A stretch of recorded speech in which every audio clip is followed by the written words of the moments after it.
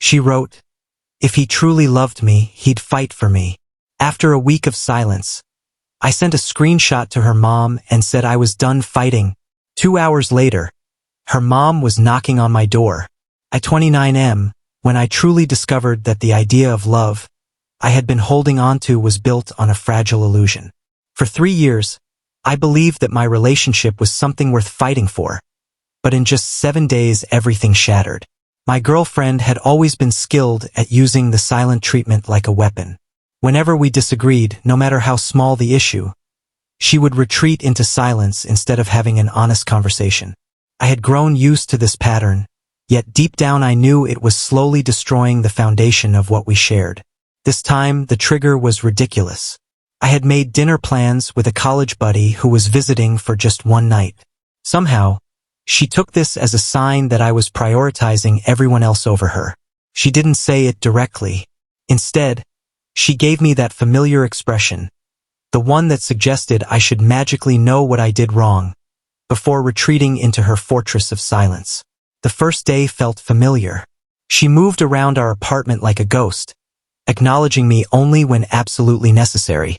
I tried everything. I asked what was wrong, suggested we talk, even brought her favorite coffee from downtown. But she refused to break character, her silence cutting deeper than any argument ever could. By day 3, the silence had weight. It filled every corner of the apartment, until I felt like I couldn't breathe without inviting more punishment. She continued posting on social media, however, memes about toxic relationships, quotes about knowing your worth. Each post aimed like a passive-aggressive arrow directly at me. I was no longer just ignored in person. I was being cast as a villain online. By day 5, she escalated her tactics. She began rearranging the apartment to erase my presence. My jacket vanished from its usual spot. My books disappeared from the table. Even my favorite mug was buried in the back of the cabinet. When I asked where my things had gone, she simply shrugged and kept scrubbing counters that were already spotless. It wasn't cleaning. It was erasure. By day 6, something shifted inside me.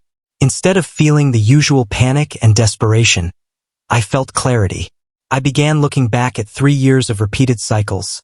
Silence, manipulation, emotional control, and I realized I had been fighting a battle I could never win. Then came day 7. During my lunch break, I scrolled through social media and saw her post. It was a quote about fighting for love, but what she wrote beneath it made my blood run cold. If he really loved me, he would fight for me. Guess that tells me everything I need to know about where I stand. I stared at those words, the audacity of them burning into me.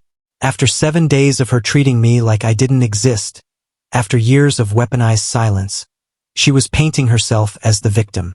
Something inside me snapped, not in panic, but with cold resolve. She wanted to know if I would fight for her.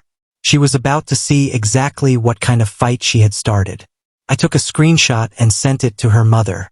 For 3 years I had avoided involving family, but this time was different. Her mom had always been kind, even concerned about her daughter's patterns.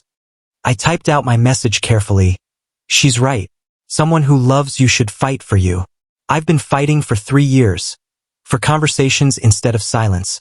For respect instead of ignoring. For a healthy relationship. But I'm done fighting battles that change rules every time. I'm moving out. Then I attached an apartment listing I had secretly been browsing all week. Her mom called me within 30 minutes, concern clear in her voice. She said she had noticed these patterns, had tried talking to her daughter before. She asked if she could come over after work. I agreed. For the first time in a week, I felt calm. I wasn't walking on eggshells anymore. I had made my choice. That evening, when her mom arrived, my girlfriend looked shocked. She had no idea what was coming. For the next hour, I witnessed something I had never experienced before. My girlfriend couldn't hide behind silence because her mother refused to let her. Every deflection was shut down. Every attempt to blame me redirected. Her mom forced her to confront the reality of how she had been treating me. The most powerful moment came when her mom asked, "If your friend's boyfriend treated her the way you've been treating him, what would you tell her to do?" For the first time in years, the silence that followed wasn't weaponized. It was the silence of someone realizing an uncomfortable truth. Her mom turned to me and said something that sealed my decision forever. "You're a good man. You deserve better. I wouldn't blame you if you walked away."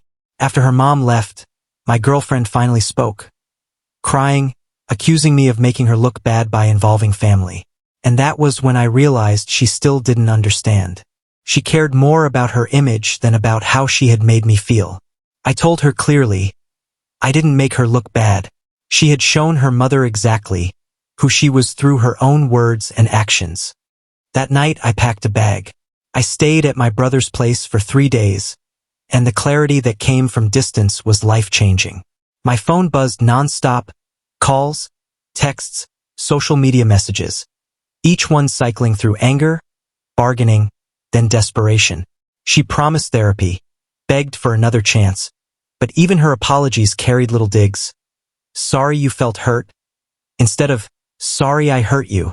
It wasn't real accountability. On the 3rd day, her mom called me again. She told me this wasn't the first time her daughter had destroyed relationships with the same patterns. She said she hoped I would be the one to help her change, but realized now that change could only come from within. She gave me her blessing to do whatever was best for my own well-being. That evening, I signed the lease on a 1-bedroom apartment across town. When I returned to collect my things, my girlfriend tried one last performance: articles about healthy communication, therapy appointments, lists of promises. But none of it included true responsibility. It was still a script, a role she wanted to play to keep me in the cycle. I told her I appreciated the effort, but I was moving forward with my own plans. Moving out was emotional, not because I missed her, but because I grieved the time I had lost fighting for something that could never work. On my first night alone, I sat in my new place with takeout from my favorite restaurant, watching a movie she always hated. For the first time in years, silence felt peaceful instead of weaponized. Over the weeks that followed, her attempts to pull me back became less frequent. She posted cryptic messages online about people who give up too easily. I ignored them. For once, I matched her energy with silence. 3 months later, I ran into her at the grocery store.